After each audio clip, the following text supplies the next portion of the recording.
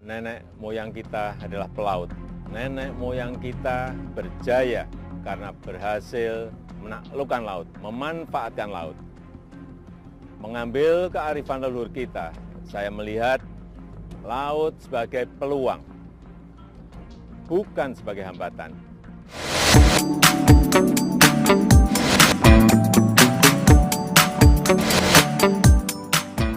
Jumpa lagi ke channel Andre M. Semoga semua diberi kesehatan kepada Tuhan.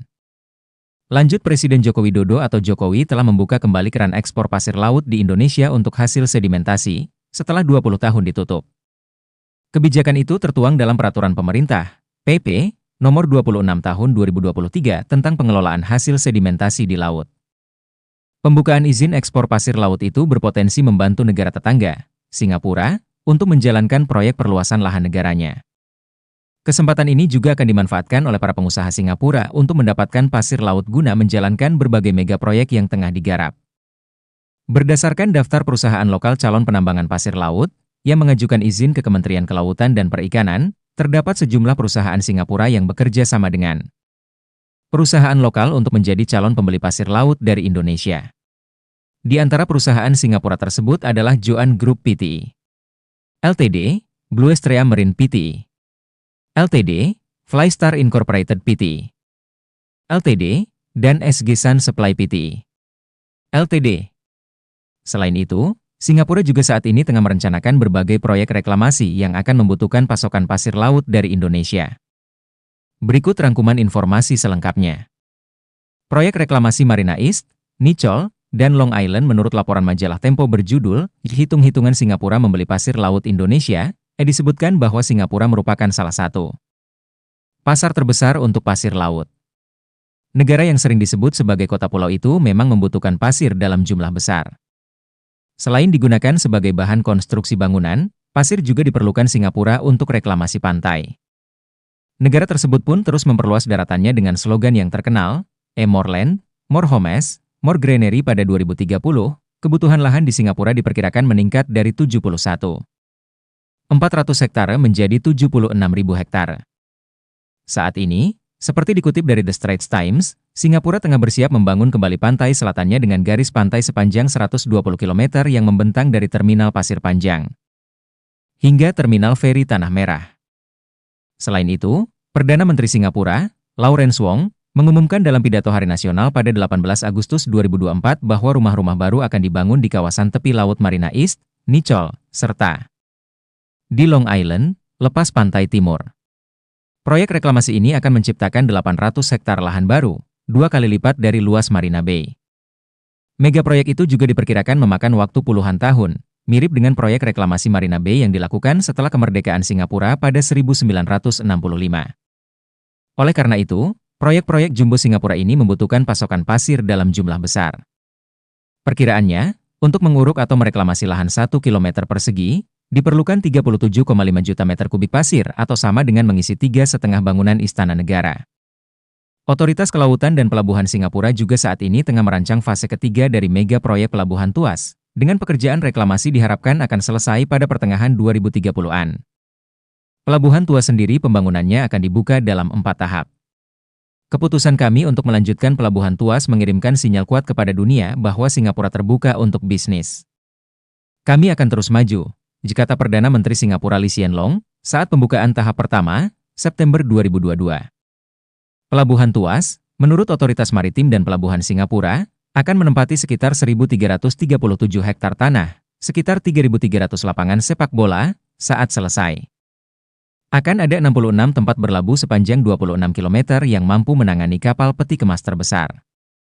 Ketika selesai kurang lebih pasca 2040, operasi di pelabuhan Singapura lainnya, Keppel, Brani, Pasir Panjang dan Tanjung Pagar, akan dikonsolidasikan Tuas.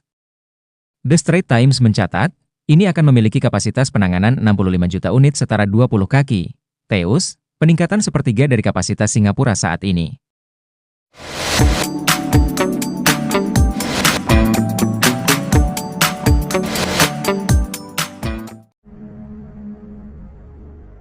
Lantas, jika saat ini Amerika Serikat dan Uni Eropa was-was dengan kekuatan Indonesia, sejumlah program besar Indonesia diakui oleh dunia, Bahkan, Indonesia menjadi role model dunia khususnya untuk industri pertambangan. Hal ini ketika Indonesia berhasil melakukan hilirisasi di dalam negeri. Negara-negara Afrika misalnya, melalui lembaga dunia Carnegie Endowment for International Peace, mengundang Menteri Perdagangan atau Mendak Republik Indonesia periode 2020-2022 Muhammad Lutfi sebagai pembicara dalam pertemuan dunia yang berlangsung di The Westin Cape Town, Afrika Selatan pada Kamis 8 Februari 2024 lalu. Pertemuan tersebut membahas tentang memaksimalkan manfaat dari pembaruan kepentingan global pada mineral strategis atau kritis di Afrika. Afrika menganggap Indonesia sebagai role model bagi proyek hilirisasi untuk negara-negara berkembang penghasil tambang di dunia. Sama halnya dengan Indonesia, Afrika merupakan negara yang kaya dengan sumber daya alam, terutama tambang. Negara Afrika ingin mencontoh kisah Indonesia yang mampu melakukan hilirisasi tambangnya, terutama nikel dan emas, hingga menghasilkan nilai tambah yang jauh lebih besar. Di era Jokowi, hilirisasi tambang yang dilakukan Indonesia mendapat manfaat 43,9 kali lebih besar dibanding sebelumnya. Untuk itulah Afrika ingin mencontoh Indonesia yang dinilai berhasil memberi nilai tambah maksimal lewat hilirisasi tambang. Selain negara-negara Afrika, Papua Nugini juga berminat mencontoh hilirisasi. Mereka bahkan sampai mengirim tim untuk mempelajari langkah hilirisasi yang dilakukan di Indonesia. Dengan menjadi role model, investasi yang datang tidak hanya mengandalkan kekayaan sumber daya alam saja, akan tetapi ketika dukungan infrastruktur juga telah disiapkan secara baik. Indonesia selama ini bukan hanya kaya akan sumber daya mineral yang melimpah, namun Indonesia juga telah mengembangkan paket kebijakan yang ramah bagi investasi. Pasalnya, Indonesia menjadi salah satu pemain utama di dunia untuk mineral kritis dan strategis, dan telah menjadi bagian dari rantai pasok global. Bahkan Indonesia bisa menjadi penentu harga nikel kritis dan strategis dunia, seperti nikel, timah, hingga batu bara. Hal ini karena Indonesia memiliki potensi dan cadangan besar dalam pengelolaan mineral strategis dan kritis dunia. Sebagaimana diketahui, dunia saat ini tengah berlomba-lomba mencari sumber mineral kritis seperti nikel, tembaga, emas, bauksit, timah, hingga logam tanah jarang atau LTJ. Ini mengingat terdapat manfaat luar biasa dari komoditas mineral kritis, sehingga sejumlah negara pun turut mengincarnya. Asal tahu saja saat ini mineral kritis telah menjadi bagian dari kehidupan sehari-hari masyarakat dunia, terutama di era serba canggih dan berteknologi tinggi.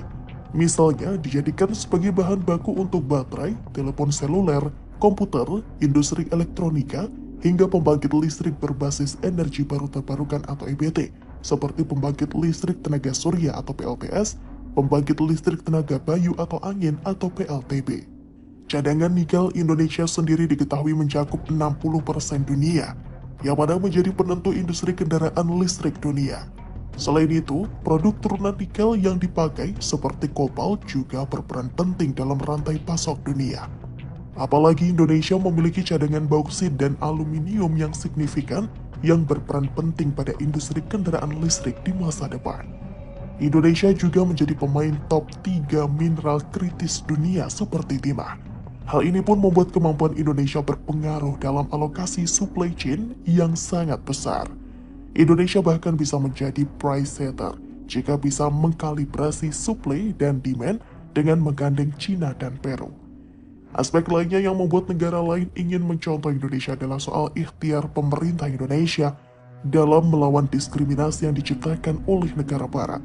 Komitmen pemerintah Indonesia untuk menggenjot program hilirisasi nikel di dalam negeri tak pernah runtuh.